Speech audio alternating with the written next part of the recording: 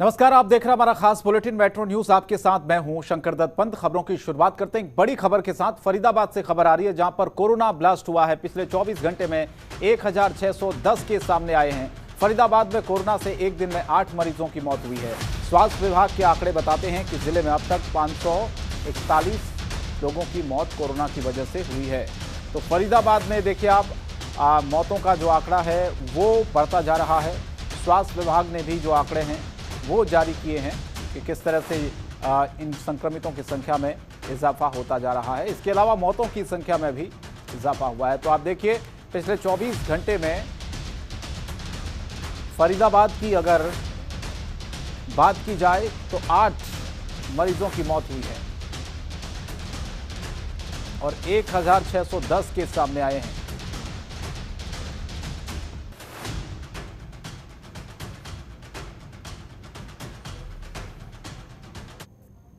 और गुरुग्राम में कोरोना का कहर जारी है। साइबर सिटी गुरुग्राम में तेजी से कोरोना के मामले बढ़ते जा रहे हैं। पिछले 24 घंटे में कोरोना के 4740 मरीज सामने आए हैं।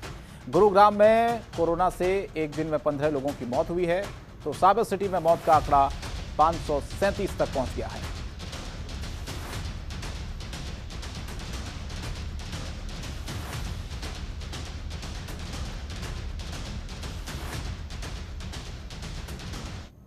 और गुरुग्राम में बढ़ रहे लगातार कोरोना के मामलों को देखते हुए भारत विकास परिषद द्वारा कोविड आइसोलेशन केंद्र की शुरुआत की गई है। यहां पर 70 ऑक्सीजन बेड की व्यवस्था की गई है जो सिर्फ सीरियस कोविड पेशेंट के लिए ही दिए जाएंगे। साथ ही साथ 1000 रुपये प्रतिदिन के हिसाब से आप यहां पर कोविड पेशेंट को भर्ती करा सकते हैं।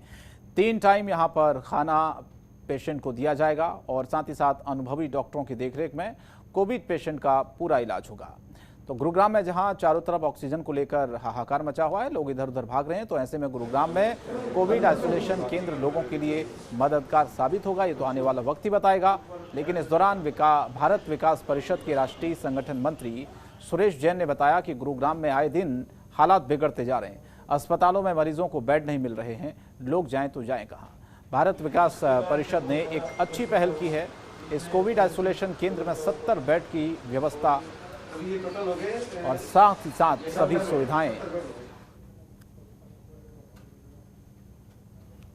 मरीजों को दी जा रही है। तो ये एक अच्छी पहल भी कही जा सकती है। जो लोग इधर उधर अस्पतालों के चक्कर काट रहे हैं उनके लिए, जहां अस्पतालों में बेड्स उपलब्ध नहीं होते हैं, वो एक राहत की सांस ले सकते हैं। गौतम बुद्ध नगर में कोरोना के बढ़ते मामलों और अस्पतालों में ऑक्सीजन की कमी को लेकर भारतीय किसान यूनियन के कार्यकर्ता डॉक्टर महेश शर्मा नोएडा कैलाश अस्पताल पहुंचे। किसानों के इकट्ठा होने की सूचना मिलते ही नोएडा पुलिस भी मौके पर पहुंची। तस्वीरें नोएडा के सांसद और पूर्व केंद्रीय मंत्री, जहां पर कैलाश अस्पताल जो कि डॉक्टर महेश शर्मा के घेराव करने के लिए किसान पहुंचे थे। किसानों के इकट्ठे होने की सूचना मिलते ही पुलिस बल मौके पर पहुंचा। किसानों के दल ने महेश शर्मा को जिले में बढ़ रहे कोरोना के मामले और अस्पतालों में ऑक्सीजन और दवाओं की कमी के बारे में जानकारी दी।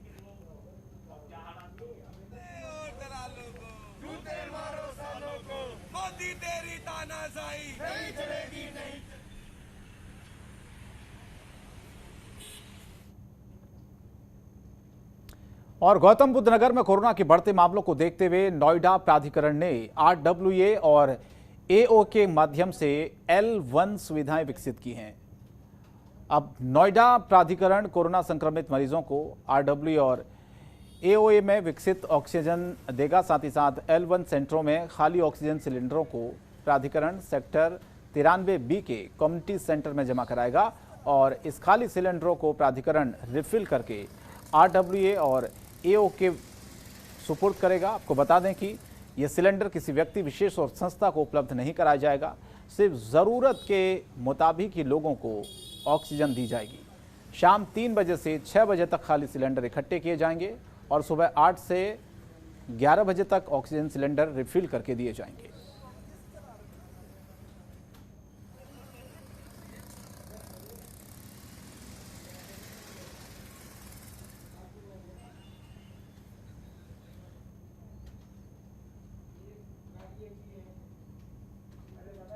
और दिल्ली सरकार और केंद्र सरकार को भी अस्पतालों में ऑक्सीजन न मिल पाने की वजह से कई बार फटकार लग चुकी, लेकिन इसी बीच साउथ दिल्ली से ही बीजेपी सांसद रमेश भिदुड़ी ने बत्रा अस्पताल और मजीठिया अस्पताल का दौरा किया और इस बात का जायजा लिया कि ऑक्सीजन क्यों नहीं पहुंच पा रही है। उन्होंने कहा कि उनकी हर संभव कोशिश है कि अस्पतालों में पूरी ऑक्सीजन को भेजा जाए ताकि लोगों की जिंदगी को बचाया जा सके।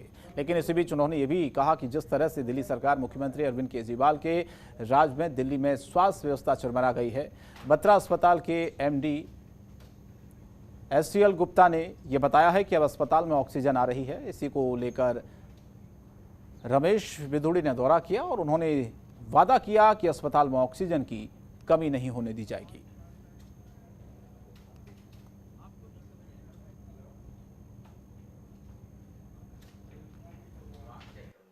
हमारे सरकार के ऑनरेबल होम मिनिस्टर साहब और हेल्थ मिनिस्टर साहब ने कहा था कि कोर्ट में जो बार बार दिल्ली सरकार उसको डिफेंड नहीं करेंगे, उसके खिलाफ भी जाएंगे। मिसगाइड कर रही है जो बार बार कोर्ट को कि हमें पहले कह रहे थे 900 मीट्रिक टन गैस चाहिए, फिर कहने लगे 700 मीट्रिक टन गैस चाहिए, और किस अस्पताल की कितनी रिक्वायरमेंट है, उनकी रिक्वायरमेंट पूरी हो रही है नहीं हो रही है, वो गैस की शॉर्टेज के कारण से हो रही है या सप्लाई प्रॉपर वे में नहीं हो पा रही है, टैंकर स्टेट गवर्नमेंट के पास अवेलेबल ना होने के कारण हो पा रही है। तो ये कई एक दूसरे के ऊपर मल्टीपल एजेंसी होने के डांटने से बेकसूर लोगों की जानें जा रही थी और कोर्ट को अदालत को भी लग रहा था कि सरकारें सिंसियर नहीं है। तो अभी हम कुछ अस्पतालों के जो बड़ी बड़ी अस्पतालें हैं जिनमें ऑक्सीजन की रिक्वायरमेंट है, उनके प्लांट, उनकी जो स्टोरेज कैपेसिटी है, उसको एक बार जांच रहे देख रहे हैं। पिछले 4 दिनों से 12 मरीजों की मृत्यु के बाद हमने अस्पताल में करीब नील एडमिशन किए थे और उसकी वजह थी कि हमारे पास जितने कम मरीज होंगे, जितनी ऑक्सीजन होगी, हम उसके हिसाब से पेशेंट रखेंगे और उनको संपूर्ण पूर्णतः जितनी ऑक्सीजन मिलनी चाहिए। कल केंद्र सरकार का शुक्रिया अदा करूँगा कि जो बाहर वाली ऑक्सीजन, लिक्विड मेडिकल ऑक्सीजन थी, वो कल प्रोक्योर हो गई यहाँ पर और उसकी वजह से कल हमें 8 टन अतिरिक्त ऑक्सीजन मिली है, जिससे आज हमने अपने यहाँ पर एडमिशन शुरू किए हैं। और अगर ये अनविरत सप्लाई हमको इसी तरह मिलती रहेगी तो आत्मा के साथ हम दिल्ली प्रदेश की जनता के लिए सेवा करते रहेंगे, उनको भर्ती करेंगे और उनका भरपूर जो बढ़िया से बढ़िया इलाज है वो इलाज अपने अस्पताल में। मैं तो यही कह सकता हूँ कि हमारे मेडिकल सुपरिटेंडेंट और हमारे जो नोडल ऑफिसर ऑक्सीजन है डॉक्टर इरशाद, ये इनकी जद्दोजहद सुबह से लेके रात तक, और ये रातों रात सोते नहीं है। मैं 3 बजे इन्हें देखा है जागते हुए यहाँ पर आके चक्कर मारते हुए। ये actually I am grateful to them. मैं इनका शुक्रगुजार हूँ और भिदुड़ी साहब का कि भाई कुछ दिला तो रहे हमें आखिरी मिनट पर हमें रोज हमें आश्वासन दे दें कि गारंटीड आएगी हमारे पास, दिन में 3 बार आ जाए, थोड़ा भर के चले जाए, दिन में 3 बार, हमें गारंटी दे दें, बस हमें यही चाहिए। और एक तरफ जहां सरकार ऑक्सीजन की कमी जल्द पूरी होने की बात कह रही है, तो वहीं दूसरी तरफ ऑक्सीजन डिस्ट्रीब्यूटर की दुकानें बंद किए जाने से एक नया संकट खड़ा हो गया है। इसी के विरोध में शादरा विधानसभा से बीजेपी विधायक जितेंद्र महाजन के नेतृत्व में धरना देकर विरोध प्रदर्शन किया गया।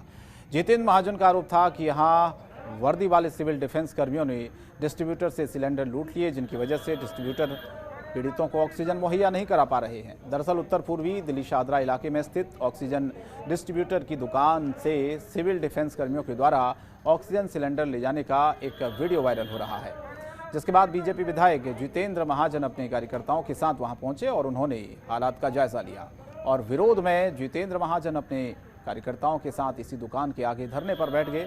बीजेपी कार्यकर्ता केजरीवाल सरकार के खिलाफ नारेबाजी कर रहे थे और उनकी मांग थी कि जो लोग इस पूरी घटना में शामिल हैं उनके खिलाफ कार्रवाई की जाए।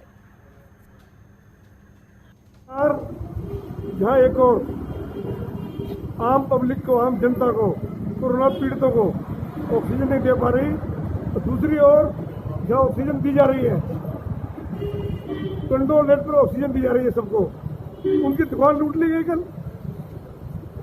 इस सरकार के गुंडे सिविल डिफेंस के रूप में घूम रहे हैं, उन्होंने कल दुकान लूट ली पूरी। आम आदमी जहाँ एक बूंद ऑक्सीजन के लिए मर रहा है, वहाँ पर पूरी दुकान लूट कर ले गए ये लोग। दिल्ली सरकार अपने हॉस्पिटलों में कोरोना पीड़ितों को जगह देने में विफल रही है। आज पीड़ित इधर से उधर घूम रहे हैं, नगर दिल्ली में कहीं पर भी कोरोना पीड़ितों को एडमिशन नहीं मिल रहा है। ऐसे में बहुत सारे लोग छोटे नर्सिंग होमों में भर्ती हो रहे हैं और बहुत सारे लोग ऑक्सीजन के सिलेंडर लेकर अपने घरों में इलाज कर रहे हैं। ये सरकार की विफलता है। दिल्ली सरकार हॉस्पिटलों में इलाज करने में विफल रही है। वहीं दूसरी ओर कल केजरीवाल सरकार के सरकारी गुंडे जो वर्दी में आए थे, इस ऑक्सीजन सिलेंडर की दुकान से सिलेंडर लूट कर ले गए हैं। सिविल डिफेंस वाले उन्होंने 40-50 सिलेंडर उठा के ले गए। अब हमें गैस कहाँ से मिलेगी हमें नहीं पता। अब पहले आप यहाँ से गैस ले जा चुके हैं? हाँ, गैस हम 2-3 बार यहाँ से ले जा चुके हैं और हमारे अंकल जी घर में क्वारंटाइन है। उनका ऑक्सीजन लेवल 85-86 है। हम घर पे डॉक्टर की एडवाइस से उनका इलाज करवा रहे हैं। कहाँ से आए आप? हम बलवीर नगर 11 नंबर गली से आए हैं जी। अब ये नहीं पता हमें कि हम गैस के लिए कहाँ जाएं, क्या करें। अब वो हमें जैसे ही गैस की जरूरत पड़ेगी तो हम क्या करें, हमारे अंकल जी का क्या होगा क्या नहीं होगा। अच्छा, कल क्या हुआ था यहाँ? कल यहाँ जी ये DCD वाले और आगे से मैडम वगैरह तो कह रहे जी यहाँ पे तुम माल अंदर रखा हुआ है भरा हुआ और तुम पब्लिक को दे नहीं लगे। अच्छा, फिर अंदर ज़बरदस्ती घुस के सिलेंडर चेक करने लगे और उठा के ले गए बाहर। अच्छा, सिलेंडर उठा के ले गए। हाँ जी। कितने लोग थे और कौन कौन था उनके साथ? आदमी तो बहुत सही 25-30 आदमी थे। तो क्या कहा उन्होंने, मतलब कि किस तरीके से बोल के ले गए? मैं तो सर फिर उसके बाद अंदर बैठा रहा, बाहर ही ले गए। बाहर जाके उन्हें प्रेशर भी चेक करवाया मीटर लगा के, उसका वीडियो बना के ले गए। किसी में कुछ निकला नहीं, गाड़ी पे चढ़ के भी प्रेशर चेक करवाया। North west Delhi model town थाना एरिया के छत्रसाल स्टेडियम में सागर धनकर नाम के अंतर्राष्ट्रीय स्तर के पहलवान की कुछ पहलवानों ने पीट कर हत्या कर दी। पुलिस ने शव को कब्जे में लेकर पोस्टमार्टम के लिए भेज दिया है और इस पूरे मामले की जांच कर दी है। वाकया क्या था पूरा, ये रिपोर्ट आपको दिखाते हैं।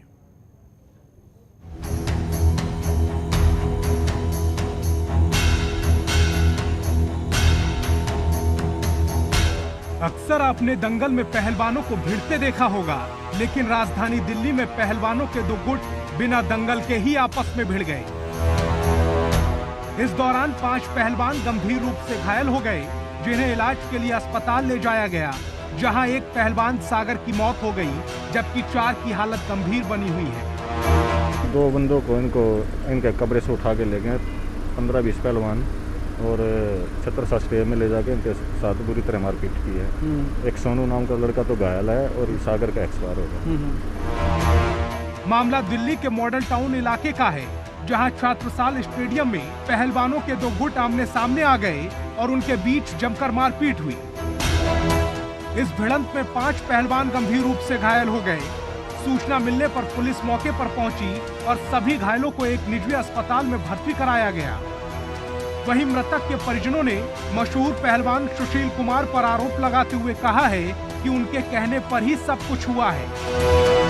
जो सोनू घायल है उसने सारा बयान मीडिया को भी दे रखा है और पुलिस को भी अपने एफआईआर में लिखवा दिया है। मौके पर सुशील पहलवान भी वहाँ था उनके मुताबिक? उनके मुताबिक था जी।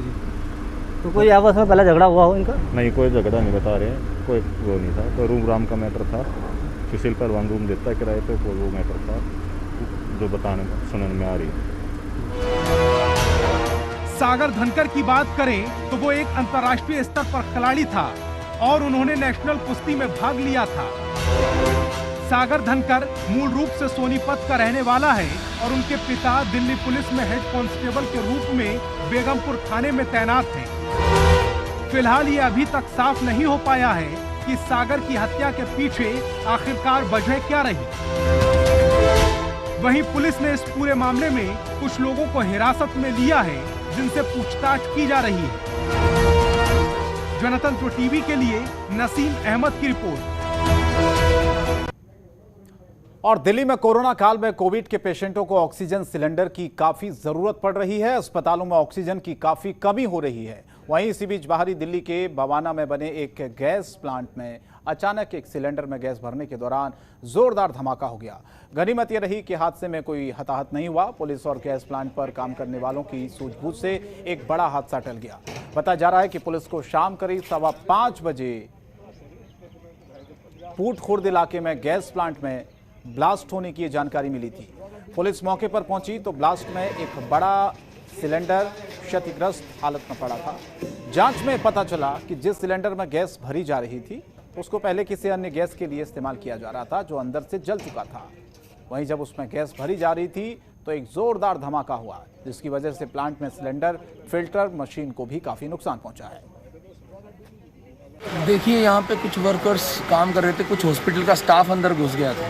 तो वो स्टाफ किस पर्पज से घुसा, क्यों घुसा, लेकिन एकदम से एक्सप्लोजन आया सामने और हमने उनको जो है शोकॉज नोटिस भी दिया है कि आप क्या कर रहे थे वहाँ, आपको जाने का कोई राइट तो है नहीं, किस रास्ते से कैसे घुस गए। और हम अब पता कर रहे हैं कि हाइड्रोलिक टेस्टिंग किन सिलेंडरों की है या नहीं, उनसे पूरा स्टॉक का पोजीशन पूछ रहे हैं हॉस्पिटल से जो भी इन्वॉल्व थे कि आपके पास कितने सिलेंडर्स हैं, whether they are hydraulic tested और नॉट। तो हम ये पूरा वेरीफाई कर रहे हैं और इनको पूछ रहे हैं क्यों ना इनके खिलाफ कार्रवाई कर रहे हैं। सिलेंडर किसी और गैस में यूज़ हो रहा था और इसको जो है ऑक्सीजन में कन्वर्ट किया गया, पेंट करके तैयार किया गया। तो किसी और गैस में यूज़ होने की वजह से सिलेंडर अंदर से ख़राब हो गया था, गल गया। जब उसमें ऑक्सीजन का प्रेशर गया, ऑक्सीजन हाई प्रेशर गैस होती है, तो उसका प्रेशर गया तो सिलेंडर ब्लास्ट हो गया। तो इसमें कोई किसी प्रकार की कैजुअलिटी? नहीं सर, कैजुअलिटी नहीं है, भगवान की जैसे सब ठीक है। बट सिलेंडर्स में नुकसान आया है, फैक्ट्री को नुकसान है, इक्विपमेंट को, मशीनरी को। अच्छा, ये बताइए कि अब कितने दिन बाद दोबारा से शुरू हो जाएगा? लगभग 3 दिन के करीब हम मान के चल रहे हैं कि हमें लग जाएंगे इसे शुरू करने। और दिल्ली के विकासपुरी में यूके नर्सिंग होम में आग लगने की घटना सामने आई है। मौके पर दमकल की 7 गाड़ियां पहुंची, आग पर काबू पाया गया। नर्सिंग होम की पहली मंजिल पर बने स्टोर रूम में ये आग लगी थी। नर्सिंग होम में मौजूद मरीजों को दिल्ली पुलिस और अस्पताल के स्टाफ ने दूसरे अस्पताल में शिफ्ट करवाया। नर्सिंग होम में कुछ कोरोना मरीजों का इलाज भी चल रहा था। हालांकि सभी मरीजों को सुरक्षित बचा लिया गया, किसी के हताहत होने की कोई सूचना नहीं है। यहां कुल 26 मरीज भर्ती थे, जिनमें से 17 कोरोना मरीज थे। हॉस्पिटल स्टाफ की मदद से सभी को सुरक्षित बचा लिया गया है। आपको बता दें कि इससे पहले मंगलवार को ही दिल्ली से सटे नोएडा में भी आग की घटना सामने आई थी। यहां नोएडा के सेक्टर 49 के बरौला की झुग्गियों में भीषण आग लग गई थी।